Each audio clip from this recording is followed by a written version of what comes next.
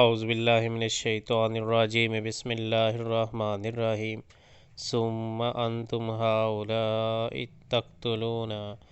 انفسکم وتخرجون فریقا منکم من دیارہم تظاہرون علیہم بالاسم والعدوان وإن یاتکم اسارى تفادوہم وہو محرم علیکم اخراجہم افتؤمنون ببعض الکتاب وتکفرون ببعض فما جزاء من یفعل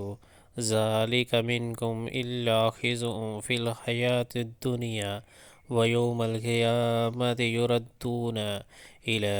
اشد العذاب وَمَا اللَّهُ بِغَافِلٍ عَمَّا تَعْمَلُونَ مگر آج وہی تم ہو کہ اپنے بھائی بندوں کو قتل کرتے ہو، اپنی برادری کے کچھ لوگوں کو بے خانماں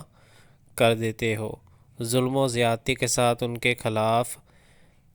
ہتھے بندیاں کرتے ہو، اور جب وہ لڑائی میں پکڑے ہوئے تمہارے پاس آتے ہیں تو ان کی رہائی کے لیے فدیہ کا لین دین کرتے ہو، حالانکہ انہیں ان کے گھروں سے نکالنا ہی سرے سے تم پر حرام تھا۔